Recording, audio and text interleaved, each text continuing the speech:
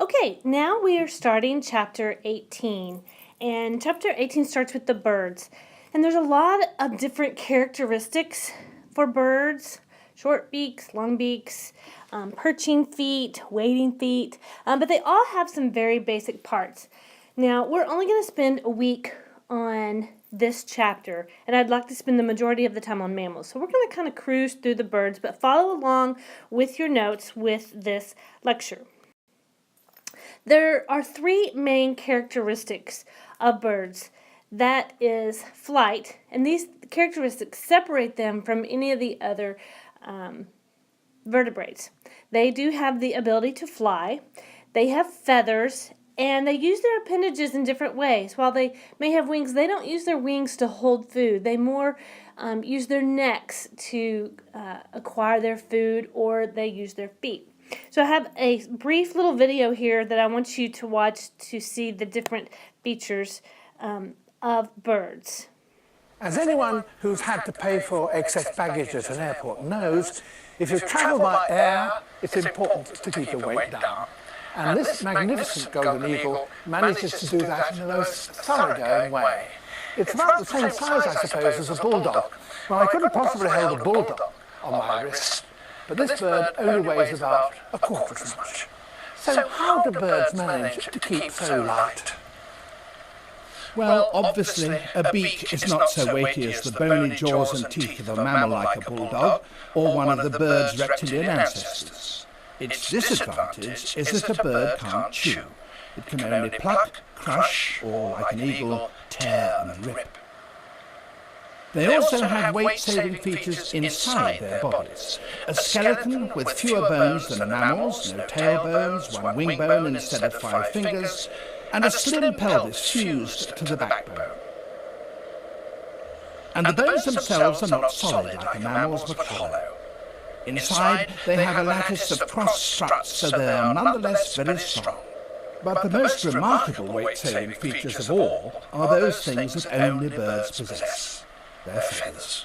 They look simple, but in fact they have a very complex structure. The quills are hollow and very light, yet resilient and extremely strong. The filaments on either side of the quills are fringed with microscopic hooks that link them to their neighbours, so that they all latch together to form a continuous surface. And that means that if a feather gets damaged or overstrained, it can be repaired instantly. It can be zipped up. Okay, birds have different types of beak and different types of feet to accomplish different types of tasks. And I'm not going to go into a lot of detail here, but you can see that some beaks are dealing with only eating seeds, whereas some are longer and sharper, and they can catch fish with those. So, and then also these right here, a beak that has a hook on it is going to be more for eating prey. They're more meat eaters. And so you'll want to notice the difference here because we may have an activity where we're going to talk about what a bird with feet like this might do and what their habitat might be, and versus birds like this that have this type of feet here. Okay, the skeletal system, I've given this to you in your notes, and there's just a few that I want you to remember. Obviously, I would like for you to know the beak. Let me go ahead and circle these for you. I would like for you to know the beak, and I would like for you to know where the clavicle is and the keel, the sternum. This is something that helps them gain some flight. Then I would also like for you to know this part right here, their rib cage, along with their vertebrae, because they are vertebrates. So those are there. We're not going to go into the humerus, the radius, and the fibula, and the tibia, and all those. But these 4 parts right here, and then obviously the neck vertebrae. I want you to know that. That's the neck vertebrate right there. Moving on to the digestive system. It has all the same parts that we've seen before: the esophagus, the stomach, the gizzard, the intestine, the crop, mouth. Those are all parts that we've seen before, and again, the anus. But there's something interesting about the bird's digestive system that I want you to note, and we're going to talk about that a little bit more in the excretory system. But the birds can fly because they're lightweight, and so they're not going to carry a lot of waste in their bodies. They're going to get rid of it pretty much immediately. And again, we'll cover that in the excretory part. Okay, in the respiratory system, they do have two lungs, but they have a front air sacs, and they have back or rear air sacs. The rear sacs are going to fill with fresh air first. They're going to breathe that in through their trachea, and it's going to fill in the rear air sacs, which will then push the air into the lungs. The lungs push the stale air out into the front sacs. And so that's part of their respiratory system. They have air sacs and they have lungs, but they also have another interesting feature that I really want you to make note of, and that is the syrinx right here, and that's located right here above the bronchus and right below the trachea, and that's their song box. That's how they are able to sing, which they use to attract mates. The nervous system, they do have a well-developed brain. Now, one of the greater senses of the bird, is probably the most keen sense in the bird, is their sight. So they have a rather large optic lobe right here. They also have a sense of hearing. And so their auditory is pretty keen as well. Now, these little lobes right here, they aren't labeled in this picture, but these are the olfactory. So they do smell, but it's not one of their more keen senses. Their cerebellum, this is where muscle coordination comes in and their sense of balance. They actually have quite a bit of muscle activity in all of the flying that they do. Okay, the circulatory and excretory, they do have a 4-chambered heart. See right here, they have a 4-chambered heart, much like mammals. And the blood is in a closed circulatory system, so it goes to the wings and all the other tissues and body systems here.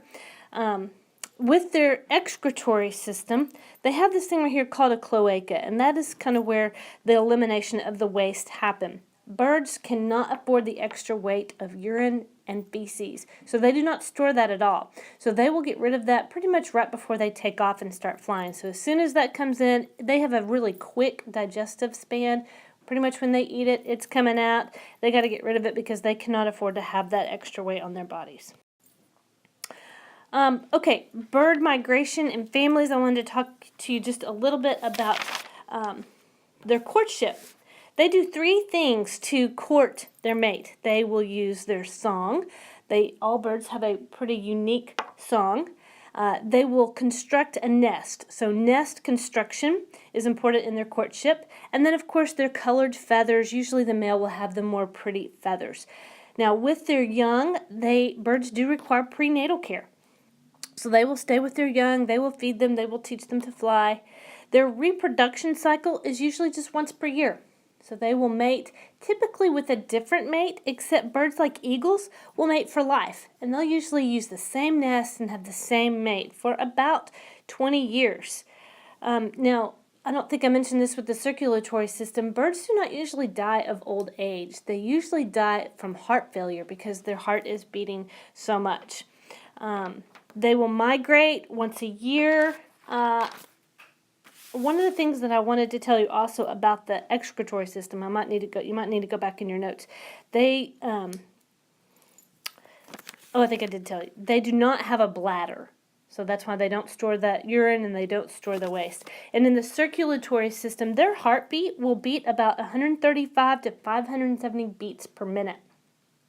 Now, I don't know about you, but most people, when they work out, they're truly working out hard. They want to reach about 145, 150 beats per minute. Their resting is usually around 65 to 80 beats per minute.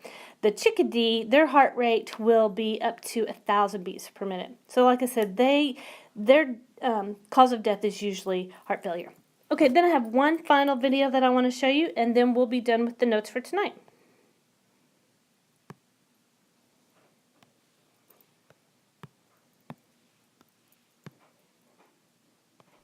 How do birds fly?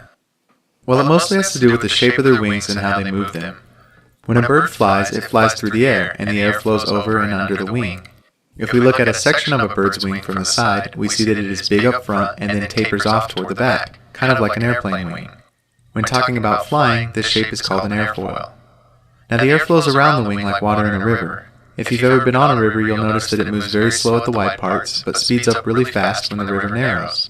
This is because the same amount of water that was in the wide parts now has to move through a much smaller space at the narrow parts.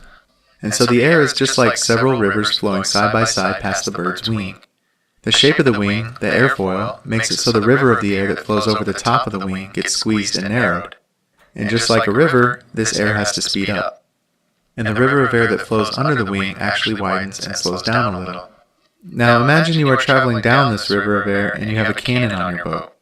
The airfoil is an island and you are trying to shoot it with your cannon. But you have to reload the cannon every time you fire, so you can only shoot it once every few minutes. If you are going really fast down the river, you will only have time to shoot a few cannonballs at the island. But if you go down the wider part of the river at a much slower pace, you will be able to hit the island with more cannonballs. This is kind of what happens with a bird's wing, but instead of cannonballs, it's the air that's landing on the wing. Because the air on top is pushing less on the wing than the air on the bottom, the wing gets moved upward. This upward push is called lift, and it's the main reason birds are able to fly. But there are other tricks birds use too. To get more air to pass over their wings, birds will flap them, especially when taking off. When they do, they rotate their wings forward and down and then lift them back up to start over again. Rotating the wing forward causes the lift from the air to push the bird not only in an upward direction, but forward as well. This forward push is called thrust. As you can imagine, all this flapping takes a lot of energy, and so birds have large lungs to help them breathe and strong muscles to move their wings. Not only that, but their body is shaped to cut through the air efficiently, and their bones are hollow, which makes them very lightweight to begin with. So a bird relies on many tools to get through the air, not just its wings. As for people, we are heavy and can't produce the energy needed to fly by ourselves, so we use aircraft to get through the air. And even though we use machines to get off the ground, it's still fun to imagine that we can fly like the birds. Okay, that's all that we have planned for the bird lecture. Get ready for a fun bird simulation activity tomorrow.